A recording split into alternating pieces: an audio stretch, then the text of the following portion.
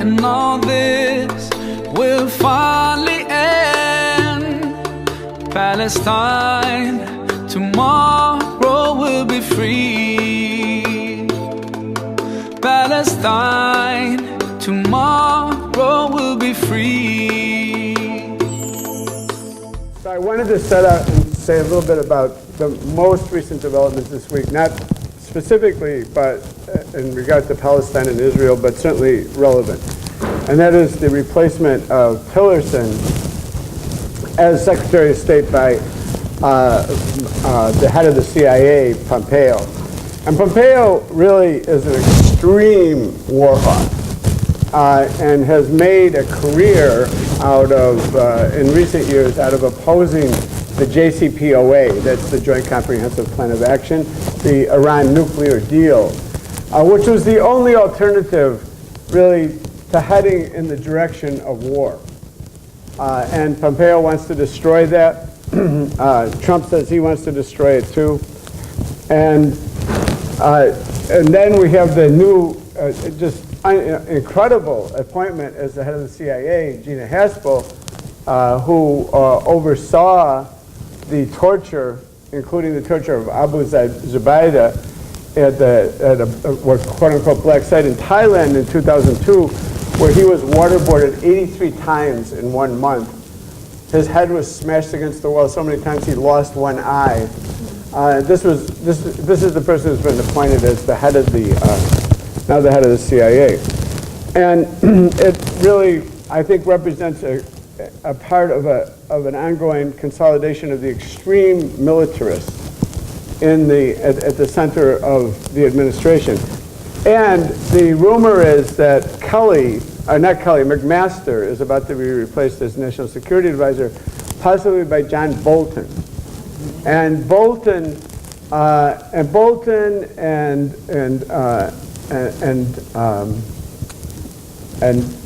the Cheney administration and Cheney himself were involved very much. I remember when Bolton was asked in around 2001 when he was going to be appointed, he became UN representative for the US, and then he was Undersecretary of State or Assistant Secretary of State for Arms Control, which was kind of a joke. And they wanted to go, they were all, after Iraq, they're going to go to Iran. That's their idea. And he was asked the question, what's your position on North Korea? And he said, no North Korea. That was his position. So these are, this is what we're seeing. And it's relevant to the subject specifically that we're speaking of today, and I'll come back to this a little later in the presentation, which is the emboldening the leadership in Israel to now openly say what they have been intending to do for so many decades. Now they feel that they can openly do it, and there's a new bill that's about to be passed by the Knesset, the Israeli parliament, which will really openly declare Israel to be an apartheid state. I mean, they won't say the word apartheid, but it will be. It's a bill that, and I'll come back to it. Speaking of anniversaries, well, on November 29th, that just passed, was the 70th anniversary of the illegal vote at the UN General Assembly to partition the British colony of Palestine into 2 states. One for Zionist settlers, which was called Israel, on 55% of the land, and the other for Palestinian Arabs on 44% of the land, the territory, and Jerusalem was supposed to become an international city. And I say it's illegal because there was no consultation with the population in Palestine about this. I mean, how can you sit in New York, thousands of miles away, and make a decision? And of course, the only way that that partition plan was passed was by immense pressure from the United States on countries that were basically colonies, neo-colonies of the United States. Haiti, Philippines, Thailand, all of their representatives wanted to vote no, and either resigned or were recalled because they wouldn't vote for the resolution. They needed 2/3, and those were vital votes. The November, that vote was the culmination of a string of events that had gone back more than 3 decades to the Balfour Declaration, and by coincidence also November 2nd of last year was the 100th anniversary of the Balfour Declaration, and the Sykes-Picot Treaty. And these were developments that aren't much known about in the United States, but you can go, if you go to the Middle East, you travel in the Middle East, you can talk to anyone, talk to taxi drivers, they know what the Sykes-Picot Treaty was. They know what the Balfour Declaration was and what it meant. The Declaration, the Balfour Declaration, by the British government in the middle of World War I, said that the British government would look with favor upon the creation of what they called the national home for the Jewish people in Palestine, without prejudicing the religious rights of the indigenous population. They didn't name the indigenous population. And I just want to say what an Arab historian wrote about that. Dr. Ismail Zaid wrote about it. It's interesting to note that the four-letter word Arab occurs not once in this document to refer to the Arabs who constituted 92% of the population of Palestine and owned 89% of its land as the, quote, non-Jewish communities. It's not merely preposterous, but deliberately fraudulent. Palestine did not belong to Balfour, who was the British foreign minister, to assume such acts of generosity. So here you had the British government, which had not yet quite taken over Palestine, promising that they would support the establishment of a home for another European population.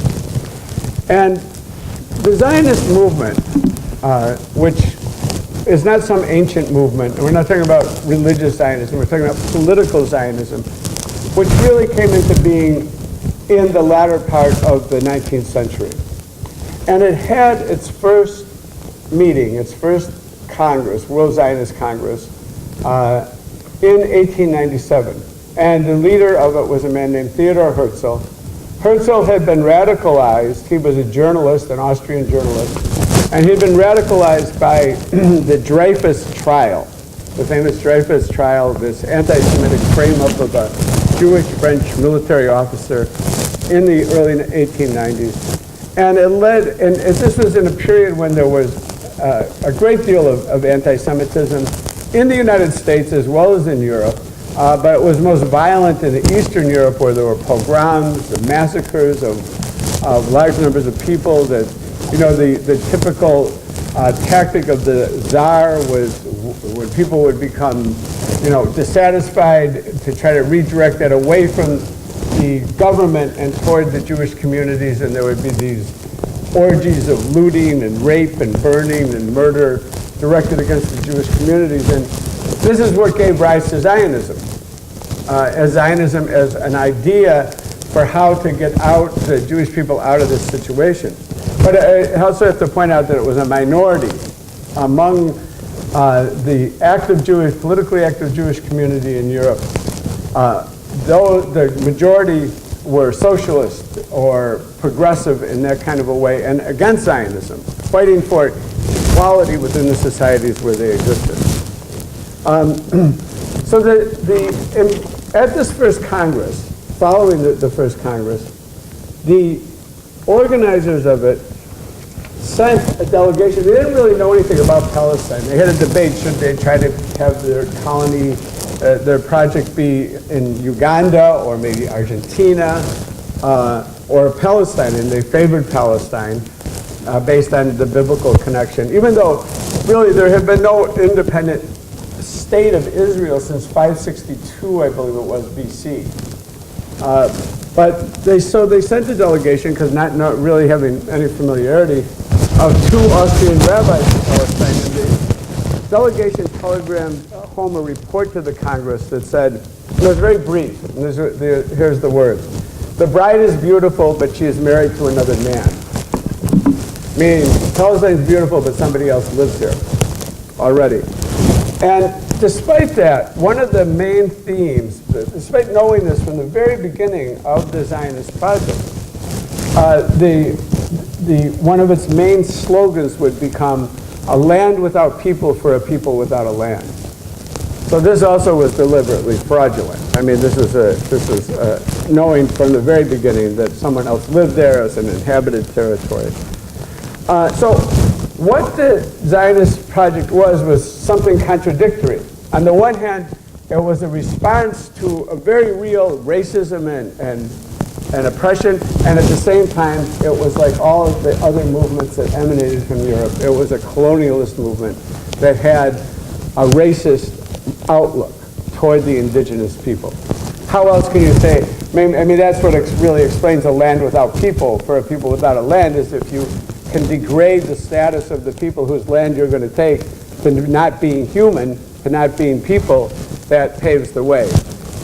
The country we live in is very familiar with this phenomenon, of course. This is not something unique to the formation of the State of Israel. And it was a colonial movement. Its founder, Herzl, wrote a letter to Cecil Rhodes in 1904. Cecil Rhodes, the arch-British imperialist, particularly in Africa. You are being invited to help make history. It doesn't involve Africa, but a piece of Asia Minor.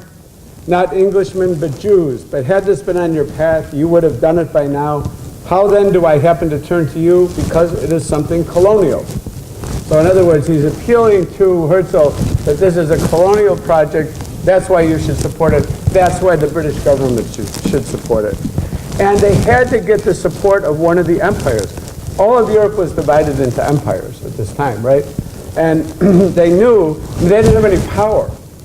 This movement didn't have any military, it didn't have an army, it didn't have a navy. They needed someone who did have an army and a navy to further their project. And so this is what they were seeking. And they went around, and Herzl went around, and his successor, Chaim Weizmann, went around to the empires and appealed to them, including, and I describe it in the book, a very scandalous meeting that Herzl had with the head of the Russian secret police, who was one of the main instigators of the pogroms against the Jewish people. And Weizmann was afraid that this was, when the word got out about this, if it did, that would be the end of the movement.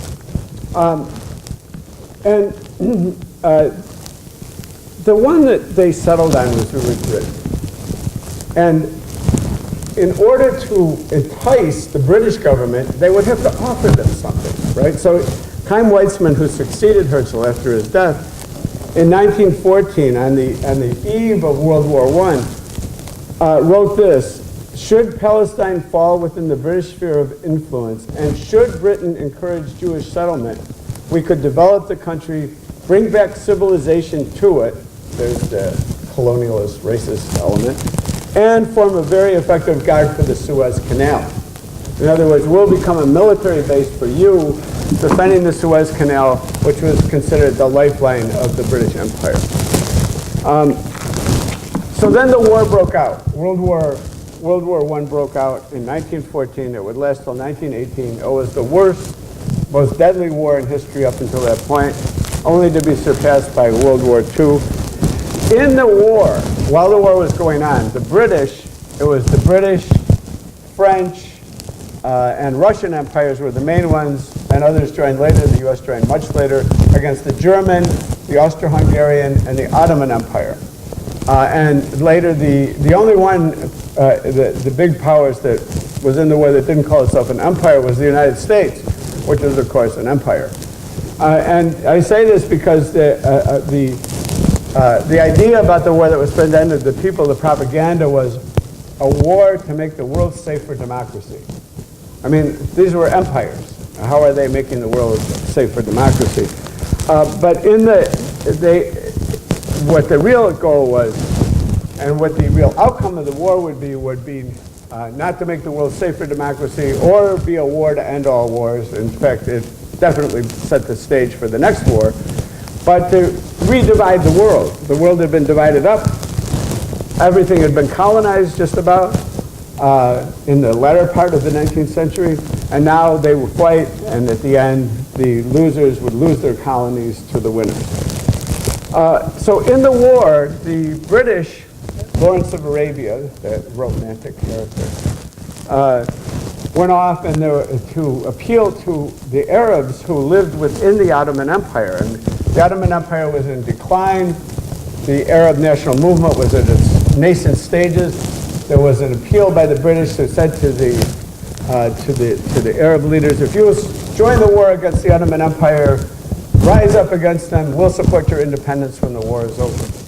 At the same time, the British and French foreign ministries and Russia, and also they brought in Italy and Greece was brought into it. They secretly planned how they would divide up how they would cut up the Ottoman Empire after the war among themselves. And Russia was supposed to get Armenia and the eastern part of Turkey, and Greece would get big chunks and the Dardanelles, the Straits, which was most important to them. And Greece would get parts of what is present-day Turkey, and Italy would too, big chunks of it. And France would get Syria and Lebanon, the northern part of Iraq, and also a big chunk of what's present-day Turkey. And the British would get Palestine and Iraq and what's Jordan today, and they already controlled Egypt. So there was this plan that was going on. And these two simultaneous things that were happening, and with all imperialist duplicity. And on November 2nd, 1917, the 100th anniversary, which just passed, the British Empire issued the Balfour Declaration. 5 days later was the Russian Revolution. So you had these events that took place, an interesting succession of events. On November 23rd, 16 days after the Russian Revolution, the revolutionary newspapers in Russia published the Sykes-Picot Treaty, this secret treaty.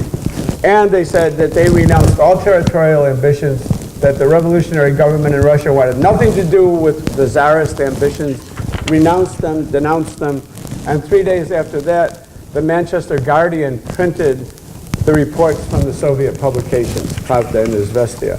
And then the world really knew what Sykes-Picot was. So you had in this time period the people in the Arab world finding out first that part of their territory was being promised to another colonial project, and then finding out that despite the promises that had been made by the British government, the real plan was for them just to become incorporated as colonies into the largest empires in the world at the time, the British and the French Empire. So this is some of the history that is never mentioned, is the unmentionable history here about what really happened then. And there was a motivation. I don't think that the British government was that impressed by the Zionist promise to protect the Suez Canal. I mean, the British had a big navy. They had the biggest navy in the world. The Zionists at the time had no navy. So why did they give this support? Well, one was that they could see the future possibility of the development, but there were also bizarre, and I want to mention bizarre motivations, profoundly anti-Semitic motivations. In 1920, Churchill, who was rising in the ranks, and always, there's what's that new movie that's out about Churchill? Yeah. I mean, this portrayal of this horrific character, this imperialist racist. He referred to the colonized people with the N-word. I mean, just regularly. He didn't see why, and wrote openly, I don't see why you can't use poison gas against the Kurds. What's the problem? But here's his motivation for why he supported the Zionist project. From the days of Spartacus to those of Karl Marx and down to Trotsky in Russia, Bela Kun in Hungary, Rosa Luxemburg in Germany, and Emma Goldman in the United States, this worldwide conspiracy for the overthrow of civilization has been steadily growing. So he says, so in other words, all bad things in history, which from his point of view are anyone who rebelled against oppression. Spartacus, he brings up Spartacus. He says was Jewish and, led this terrible revolt against the great Roman Empire. And he says that there's no need to exaggerate the part played in the creation of Bolshevism and in the actual bringing about of the Russian Revolution by these international and for the most part atheistical Jews. It is certainly a very great one. It probably outweighs all the others, with the notable exception of Lenin. The majority of the leading figures are Jews. Moreover, the principal inspiration and driving power comes from the Jewish leaders. So this is, you know, and Churchill then took over really coordinating the campaign against the Russian Revolution. He wasn't just talking. So here's his idea. Zionism offers the third sphere to the political conceptions of the Jewish race. In violent contrast to international communism, it presents itself as a national idea of a commanding character. It has fallen to the British government as a result of the conquest of Palestine to have the opportunity and the responsibility of securing for the Jewish race all over the world a home and a center of national life. The statesmanship and historic sense of Mr. Balfour were prompt to seize this opportunity. And there's more about this, but you have to buy the book and or you can just read it. So here they are. And then, you know, another myth, and this is put forward today, just recently, is that Zionism is the national liberation movement of the Jewish people. Well, in 1921, this is after the Balfour Declaration, after the end of the war, there was a very unusual meeting, to put it mildly, in the home of the British Foreign Secretary, that's Arthur Balfour, to discuss the situation in Palestine. And attending the meeting were, in addition to Balfour, were Churchill, the British Prime Minister Lloyd George, and the Zionist leader Chaim Weizmann. And here's what the Israeli historian, here's how the Israeli historian Tom Segev describes it. It's doubtful that there were many other national leaders, meaning leaders in the British colonies, able to arrange such a high-level meeting. Weizmann led the discussion. Lloyd George and Balfour went out of their way to please him. The encounter was extraordinary from every point of view. I know this is something long ago, but I bring it up because imagine the French government or the US government inviting, with its top leaders, Ho Chi Minh to a meeting, and having Ho Chi Minh in Washington run the meeting, and they do everything that they can to please him. I mean, this was not like any other national liberation movement that ever existed. I mean, it's absolutely unthinkable that could be the relationship that would exist and the kind of meeting that would take place. So, skipping forward through all this, this is what laid the basis for the immigration. This is what laid the basis for the rise of the Zionist movement, for a great influx of people coming from Europe. And again, as I said, with different motivations, many just fleeing from oppression and seeing this is the way out. And of course, then comes the rise of Hitler and fascism and the Nazis and the death camps and all of the horrors. And I have just been listening to a book. I do a lot of driving, so I was listening to a book called The Devil's Chessboard. Has anybody ever read this book or encountered it? The story is so amazing about what the U.S. government did, and Alan Dulles playing a critical role in it, not to do anything to protect the Jewish people who were suffering so greatly, and in Europe. And as a matter of fact, I describe in the book how Morgenthau, who was in Roosevelt's cabinet and was the Secretary of the Treasury, accused the State Department of not only not taking any action to try to save Jewish people who were being sent off to the death camp, but blocked it, tried to block anything from, and it turns out, if you read The Devil's Chessboard, this is all completely confirmed. That book is written by, David Talbot. Yeah, I just blanked on his name, but who lives in the Bay Area.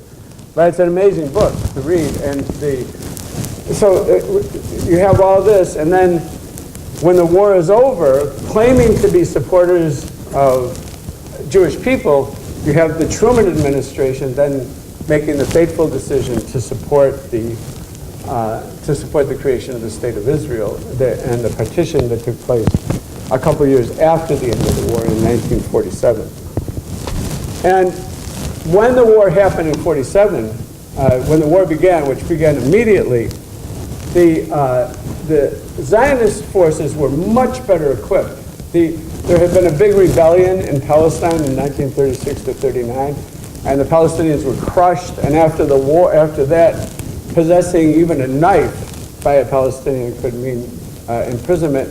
And the Zionist forces were militarily organized, and they were supported, and they were able to carry out.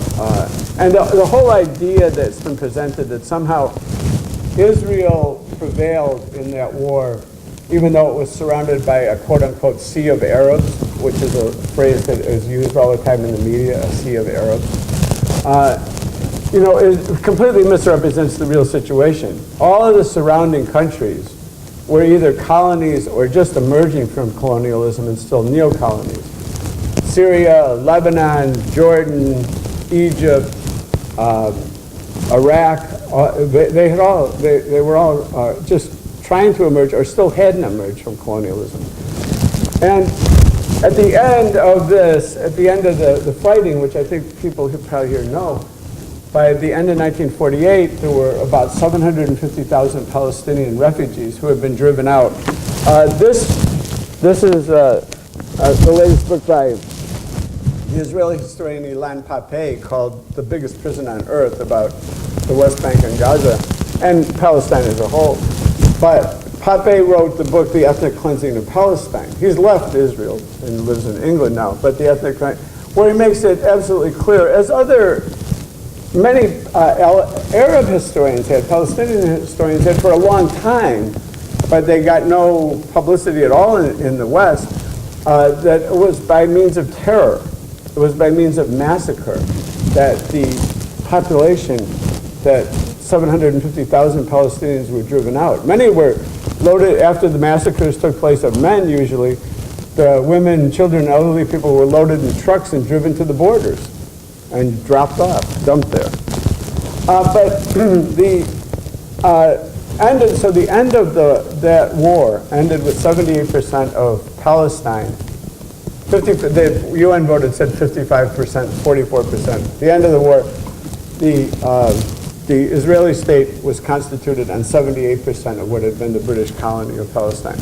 But right from the very beginning, it was among the Zionist leaders, it was agreed without exception that this was only the first step, the first stage. So in 1949, at a cocktail party, Moshe Dayan, who was a young military leader and later would become defense minister and prime minister, told a U.S. diplomat the frontier of Israel should be on the Jordan River. Present boundaries ridiculous from all points of view. And you have a succession of policies that follow. There was, and I describe in the book, the second round policy, which was one to provoke the Jordanian military, which had occupied the West Bank at that time. The West Bank and Gaza were the parts of the historic Palestine that weren't under were part of the newly constituted State of Israel, to create a crisis by, in 1953, for instance, in a village called Kibbutz on the West Bank, Ariel Sharon, later to be prime minister, led a special unit that had been created called the 101st Unit and massacred the village of Kibbutz. And the village of Kibbutz, many of the people died inside their homes, burned alive inside their homes, and it created a big international incident. And the idea of it was that it would force the Jordanian military to respond to this, to retaliate, and then the West Bank would be occupied. In other words, the intention was to take the West Bank, to take Gaza, to take more. The borders of the State of Israel, by the way, have never been defined by the Israelis themselves down till today. And the state does not have a constitution, because that might involve that. In 1956, and I described this in the book, I'm not going to go into it, but In 1956, the British, French, and Israelis conspired, and it was a true conspiracy. And one of the ways you know it was a true conspiracy is that a couple of weeks later it was out in the news. It was on the front page of Time magazine and Newsweek and so forth. But they conspired together to attack Egypt, to wage war against Egypt, where Nasser, a popular nationalist government, had come into being. And they all had their own reasons for it. Nasser had nationalized the Suez Canal, and the British wanted it back. They were going to take it back. The French believed that the Algerian Revolution was dependent upon Radio Cairo and support from Egypt, from Nasser. And the Israelis wanted to expand. They wanted to expand their territory. So they launched this war. They took over not only Gaza, but Sinai. And the US and the Soviet Union threatened those three countries to stop, or else the Soviet Union said rockets could be coming down in London and Paris, and the United States told the Israelis, if you don't get out, we'll have you expelled from the United Nations and you'll be done. So they had to pull out at that time. But in the run-up to the war, the Prime Minister of Israel, David Ben-Gurion, proposed a radical, he said, this might sound to you like a fantastic idea, but here it is. And I describe it in more detail in the book, but he says, let's get rid of the state of Jordan altogether. He called that a fantastic idea to reorganize the Middle East. We'll get rid of the state of Jordan. Israel will get the West Bank and we'll get the East Bank. Iraq can get the rest of Jordan, but they have to take the refugees who have been expelled and who, despite the UN Resolution 194 back in 1948, which said that all the refugees had to be allowed back, not one has ever been allowed back, down to this day.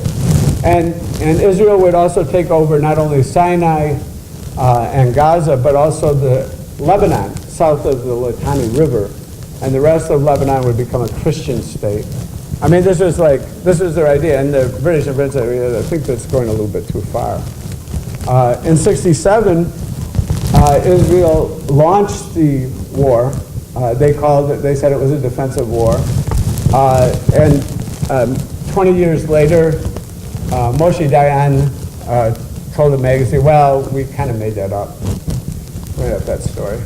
And Reagan, when he became Prime Minister, said basically the same thing. The idea that we were facing a existential threat, well, it wasn't really true.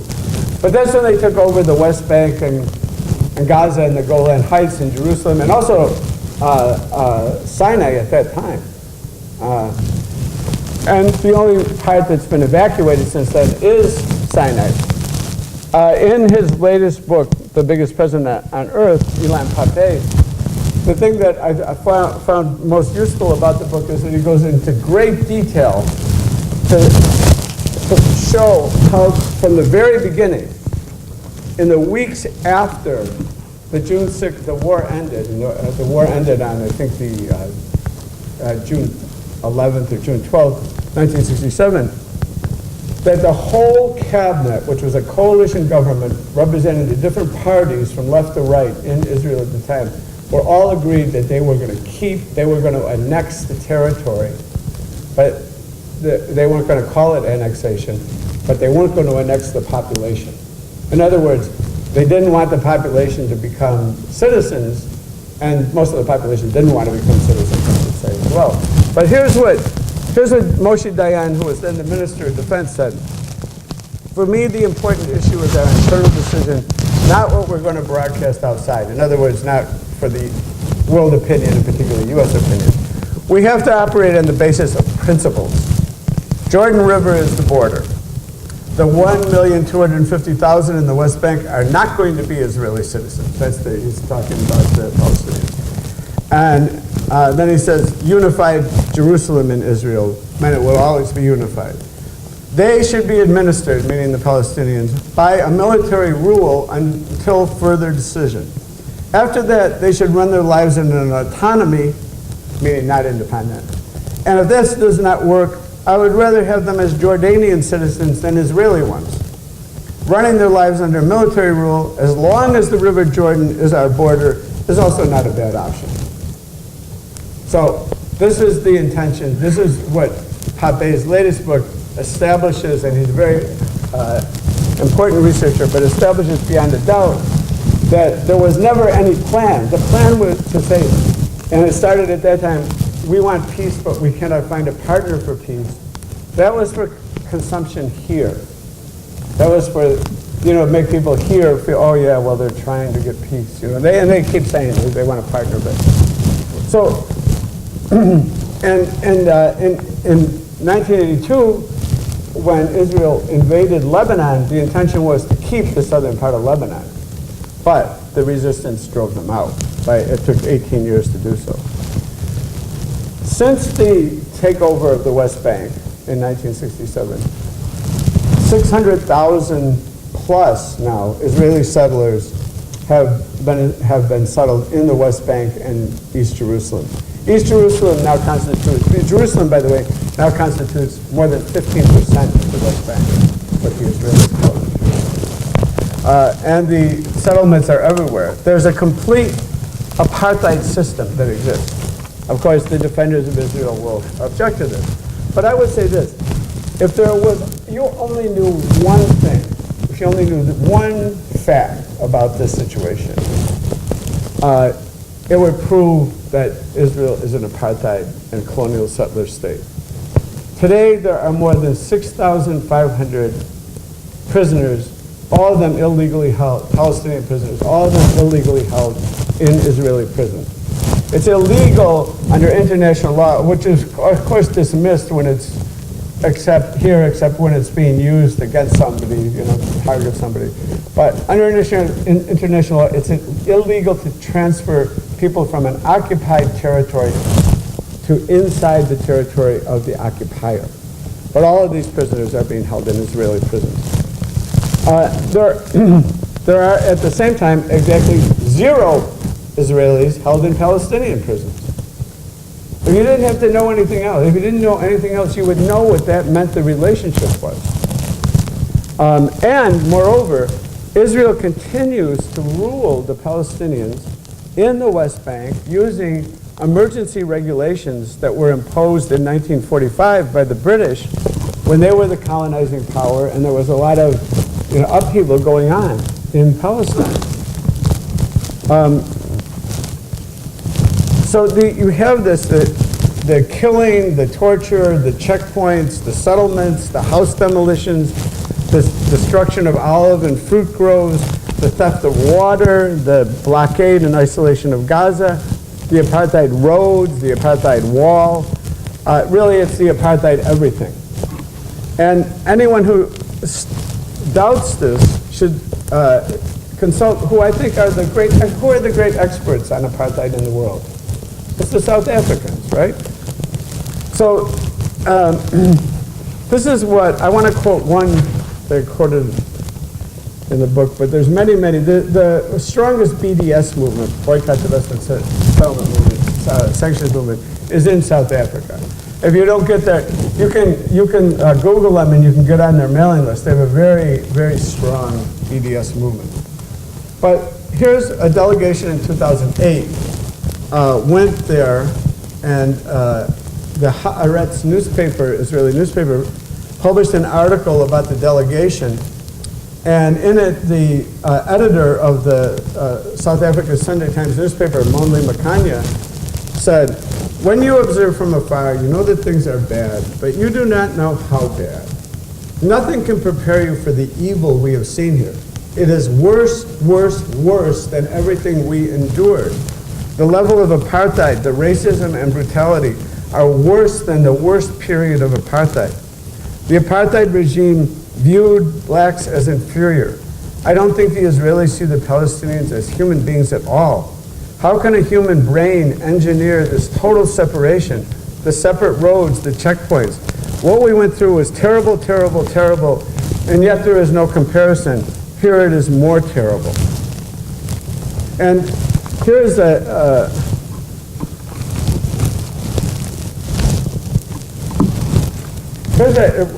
about the roads. This was written by someone who died since this book was written, former Israeli Education Minister Shulamit Aloni. And she wrote at the height of, I don't know if people maybe remember, Jimmy Carter came out with a book called Peace, Not Apartheid, and it caused like a huge, stir against him. Even though, I mean, he said it was only in the West Bank and Gaza and everything was fine inside the 48 borders, which isn't true. She wrote a column, Shulamit Aloni, saying, indeed there is apartheid in Israel. And this was published on the newspaper's Hebrew website, but was not put in the English language edition. To spare our feelings, I guess. So she's talking about the Jewish-only roads in the West Bank.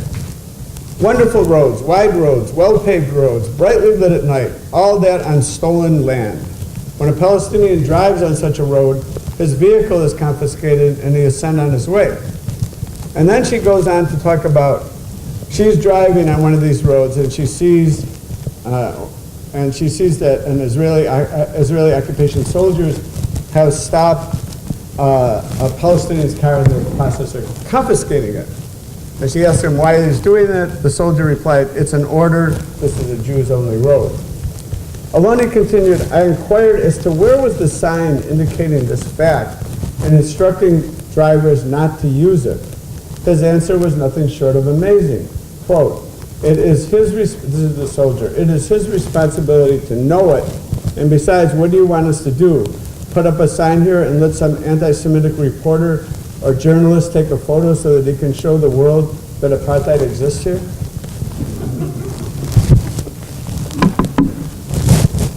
The Palestinians in the West Bank, I mean, there's so much about this, there's so much detail that it's an overwhelming case, and it's amazing. I mean, that's surprising to me, knowing the media, the mainstream media here, but it's amazing that how this is just completely left out. The Palestinians are subject to Israeli military courts. The defendants in the military courts are all Palestinians. The Israeli military court system is never applied to Israeli settlers living in the West Bank, who are instead governed by Israeli civil law.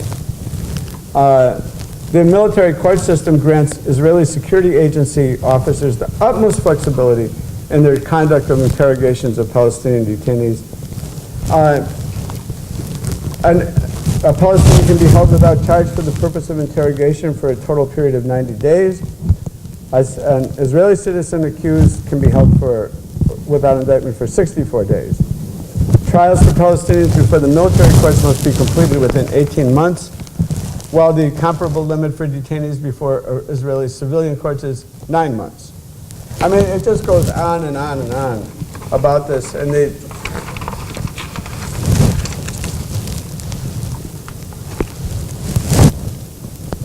Palestinian defendants facing trial, this is in the West Bank, in 2010, were found guilty in 99.74% of the cases. Proceedings are conducted in Hebrew, which few Palestinians speak. So,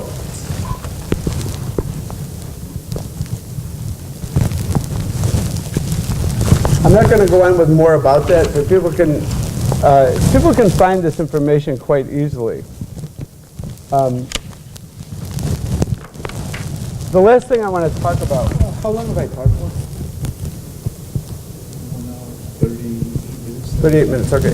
The last thing, I want to have a lot of time for discussion, but I do want to talk about the new law, because I think this is something that can only have come about because of Washington, changes that have taken place in Washington. And this is not to say that the previous governments, administrations have been good, because they've opened the way for this. But this is an article, and let me know if, I haven't seen it anywhere else. It was published by Al Jazeera, but it's by Jonathan Cook, who is an Israeli, living in Israel, progressive Israeli, anti-Zionist. That's from 2 days ago. And it says, after 7 years of delays, the Israeli governing parties have agreed the final terms of controversial new legislation that would define Israel exclusively as, quote, the nation state of the Jewish people, unquote. The bill is now expected to be fast-tracked through the Israeli parliament and onto the statute books in the coming weeks. Approval, he says, approval by the Parliament's Justice Committee this week of the basic law, which carries much greater weight than normal legislation. It's like the Constitution. The basic, if you don't have a constitution, country doesn't have a constitution, its basic law is considered to be, like the Constitution. The Amir Ohana, the committee's chair of the Justice Committee, called it the, quote, law of all laws, unquote, while a government minister termed it, quote, Zionism's flagship bill. It effectively blocks, this is Cook, it effectively blocks any chance for Israel's large Palestinian minority, 1 in 5 of the population, to reform Israel in the future. In the word of one of the handful of Palestinian members of the Israeli parliament, Aida Tuma Suleiman, the bill, quote, institutionalizes an apartheid regime in the most blatant way. And Cook goes on to say, but equally significant and largely unnoticed. Have people seen this article? I mean, I know some of people here follow this, but I haven't seen, I couldn't find it anywhere else, except I kind of got it by accident on this site. It paves the way for Israel's right-wing government to consolidate and expand the annexation of Palestinian lands under occupation in East Jerusalem and the West Bank.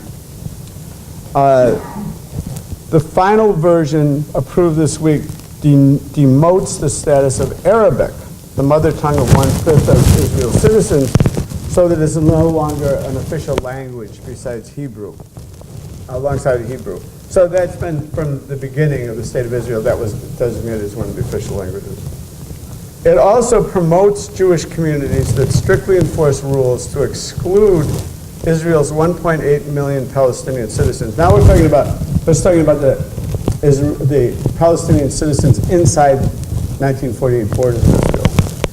It reiterates Israel's mission to, quote, ingather the exiles, unquote, restricting immigration to Jews only, and prioritizes the right of Jews abroad over those of the country's Palestinian citizens. Most significant of all, it dispenses with any democratic component in Israel's self-definition.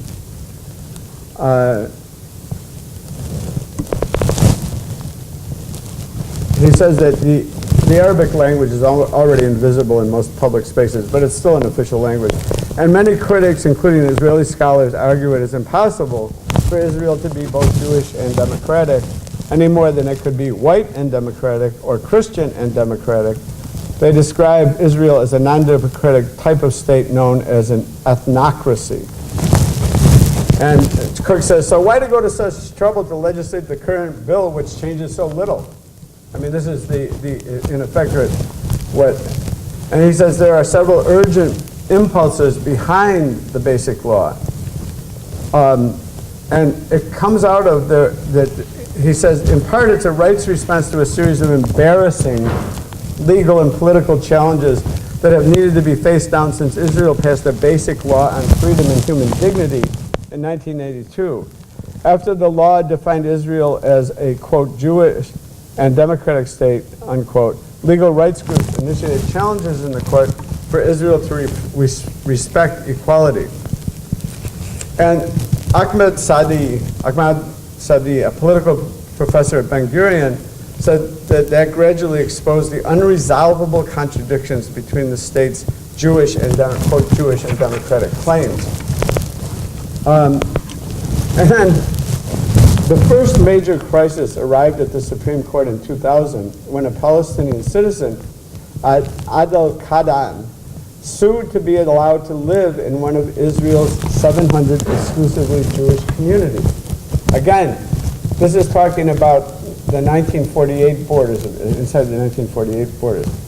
Each community had set up a so-called admissions committee, specifically to block Palestinian citizens. Last month, it says, lawyers have argued that in excluding 20% of this population from almost all land in Israel, because 93% of of all the land is reserved. Only 7% of the land is accessible to Palestinians in any form who live inside the 48 borders. Lawyers argued that in excluding 20% of the population from almost all land in Israel, the state was enforcing residential apartheid. The judges agonized over the case. I'm not sure how much agony they were really enduring. But in 2011, Netanyahu's government finally took the court off this hook by giving the committees a statutory basis. In other words, legalizing the admissions committees that can exclude the Palestinians. So they're off the hook. Their agony could finally come to an end. Last month, the far-right Justice Minister, Ayelet Shaked, people know who Ayelet Shaked is, the Justice Minister of Israel, who called Palestinian children little snakes, and I mean, who is an extreme racist and is hoping to become prime minister. She's contending with Naftali Bennett, who's the Minister of Education from Our Home, the Our Home party. So she said, she cited the Kadan case as a reason for the nation-state basic law, saying it's all right for a Jewish community to, by definition, be only Jewish. Have we heard anything like that ever before? I mean, I think in the history of the United States, there is a place to this is continuing. There is a place to maintain a Jewish majority even at the price of violation of rights. She said this a few weeks ago, that there's no, political challenges have come, this is back to Cook, political challenges have compounded the legal ones. In 2006, Palestinian leaders in Israel produced a document, The Future Vision, demanding that Israel reform from being a Jewish state into a civic democracy. They urged that Israel become a, quote, consensual democracy, unquote, where all citizens had equal rights.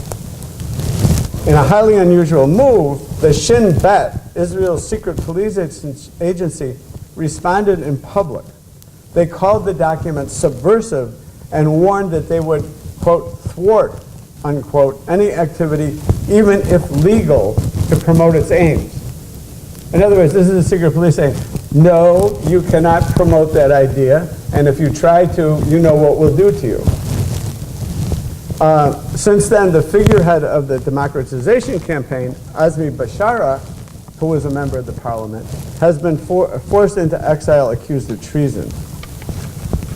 Israel has also passed a series of measures to weaken the standing of Palestinian politicians in parliament, including an expulsion law that allows Jewish legislators to overthrow Palestinian colleagues. And then, which is really the clincher and goes back to what I said, what I started this talk with, which is about the new administration, who's there in Washington. The professor Saadi told Al Jazeera, the Israeli right understands the international political climate and believes it far more conducive to violations of human rights and overt racism than it was a decade ago. It senses the direction the wind is now blowing.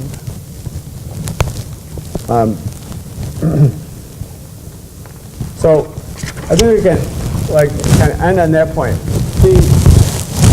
Except to say this, is that despite all of this, and it's really quite amazing, I think, when you think about it, despite all that's happened, despite all the fact that 40% of all Palestinian adult men have been through the Israeli prison system, meaning that they've also been abused and very, very often tortured, that the land continues to be taken, that when the armed fascist settlers, and I'm not using the word fascist lightly, go out and they cut down olive trees and attack people and trying to harvest, and the army helps them do this. I mean, despite everything, and how many people here have been to Palestine? Been to Palestine, visited Palestine. Yeah. So you've seen it. I mean, it's shocking to see, isn't it? I mean, like, no matter what anybody says, no matter what you read, there's nothing that prepares you to see what it really is. But despite all that, the Palestinians are resisting. They continue to resist. And there's a a term of being, what's the term for enduring? Fourth? It's a term that they use. I'm forgetting the exact word, but people who are standing, who are staying, they're not going. They're staying and they're resisting. The Tamimi family, if people have seen Ahad Tamimi and her whole family, and that village and its resistance, its form of resistance that goes on and on and on, despite everything that happens to them. So I think it's more incumbent than ever for us as activists and people who care about what's happening to intensify our actions of solidarity with the Palestinian people and against the war machine and against the regime in Washington. And we should call it a regime and stop calling other countries regimes. But this is a regime that stands for nothing except power and profit and empire. And so, you know, what we're going to see in the coming months in April, on April 9th, will mark the 70th anniversary of the Deir Yassin massacre. And the Zionist leader said later, we could not have established the Israeli state with Deir Yassin. They didn't mean just the Deir Yassin massacre, but the massacre policy was necessary. So that's coming. And it is the 70th anniversary, isn't it? 1948? 1918? Yeah, 2018. And then the 70th anniversary of the establishment of the State of Israel will be on May 14th. I know on May 16th, the former Prime Minister of Israel, Ehud Barak, is going to be in San Francisco. There's going to be a big protest there. There's going to be a whole week of protests. And of course, Trump has stated that they're going forward with the military parade on Veterans Day. A day which really should be lamented is, a day, a war that was a war for nothing but the redivision of the world, in which tens of millions of people directly or indirectly died because of that war.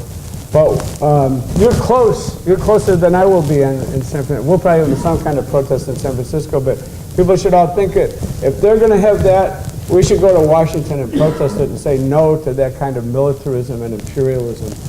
So there's a lot to do, you should buy my book if you haven't bought it before. It has a lot of good information. I wrote this book actually in 2009 because I had been to Palestine a number of times and I had been speaking about it, and people said, well, what's a good introductory book? And there wasn't really a good introduction. So I tried to write a book that's an introduction for people who are interested in this. It's meant to be ammunition. A lot of the quotes that I have, and some of the ones I use today, and those are out of the mouths of the Zionists and their supporters, their imperialist supporters, showing what exactly they planned, or their plan from the very beginning of when it really got going after the Balfour Declaration, was what we see today. But what they had hoped was that the indigenous people would be gone by now, or would have been gone a long time ago. That was kind of the American model, you could call it. It hasn't turned out that way, and it's very important for us to continue and increase our solidarity with the Palestinian people and with all people in the world who are struggling against oppression and imperialism.